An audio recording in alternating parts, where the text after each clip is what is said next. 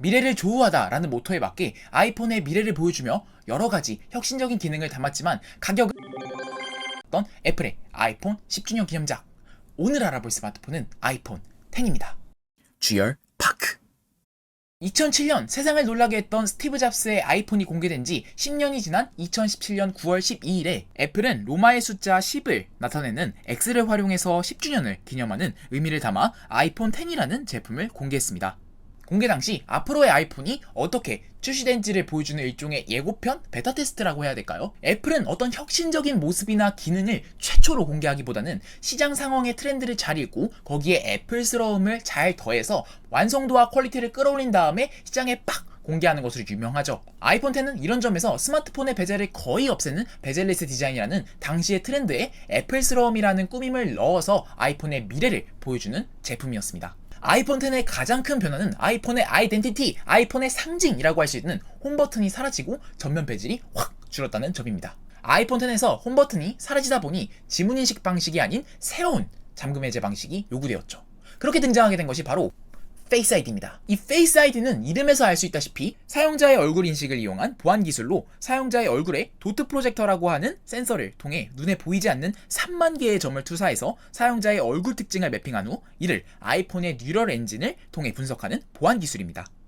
페이스 아이디는 애플의 트루뎁스 카메라와 적외선 센서를 활용하기에 어두운 곳에서도 인식이 가능하며 사용자가 안경을 쓰거나 머리 스타일을 바꾸는 등 외적인 변화가 있더라도 머신러닝을 통해 변화된 모습을 지속적으로 학습해서 빠르고 정확한 인식이 가능했죠. 애플은 기존의 터치 아이디가 5만 분의 1의 확률로 다른 사람이 잠금을 풀 수 있는 것에 비해 페이스 아이디는 100만 분의 1의 확률로 풀린다고 하여 엄청난 자신감을 드러냈으나 출시 초기에 쌍둥이라든지 굉장히 닮은 형제들에게 있어서 잠금이 풀리는 등의 크고 작은 이슈들도 있었습니다. 그러다 보니 현재는 여러가지 은행 앱에서 페이스 아이디를 통해 본인 인증을 하는 것이 가능하지만 이 출시 초기만 해도 여러 은행 업체에서 페이스 아이디를 인증 수단으로 지원하지 않기도 했습니다. 이러한 이슈에도 불구하고 많은 사람들이 페이스 아이디라는 기능에 열광했던 이유는 무엇일까요? 사실 기존의 지문인식 방식인 터치 아이디가 등장했을 때도 사용자들이 핀을 치거나 일일이 패턴을 할 필요 없이 그냥 터치 한 번으로 잠금 해제가 되니까 굉장히 많은 편리함을 느꼈는데 이제는 터치할 필요 없이 얼굴을 하면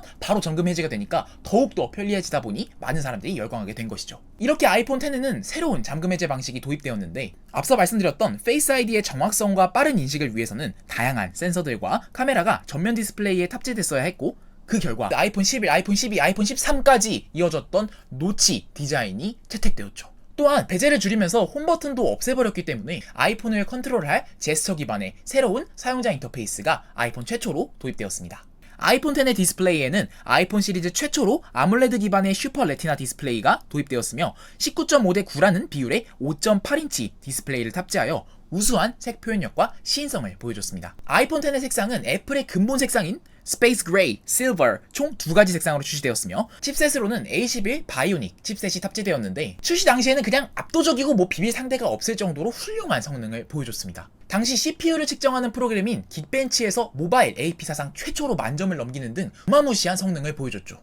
이 칩셋에는 애플 모바일 AP 최초로 뉴럴 엔진을 탑재한 인공신경망 프로세서를 도입하여 머신러닝을 별도의 서버 없이 기기 자체에서 수행할 수 있도록 도왔습니다. 배터리는 2716mAh의 내장형 배터리가 탑재되었으며 USB 2.0 고속 충전과 무선 충전 기술을 지원했습니다. 아이폰 X의 카메라에는 OIS 기술이 적용된 1200만화소 듀얼 카메라가 후면에 탑재되었으며 전면 트루뎁스 카메라에는 700만화소 카메라가 탑재되었습니다. 전면에 탑재된 트루뎁스 카메라를 통해서 애플이 자랑하는 인물 사진 모드나 인물 조명 모드 등을 활용할 수 있게 되었죠. 또한 영어로는 애니모지, 우리나라 말로는 애니모티콘이라고 불리는 인물 사진 기반의 이모티콘을 만들 수 있는 기능이 탑재되어 찍고자 하는 피사체의 50가지 이상의 근육의 움직임을 애니모티콘에 투영하여 활용하는 귀여운 기능도 추가되었습니다.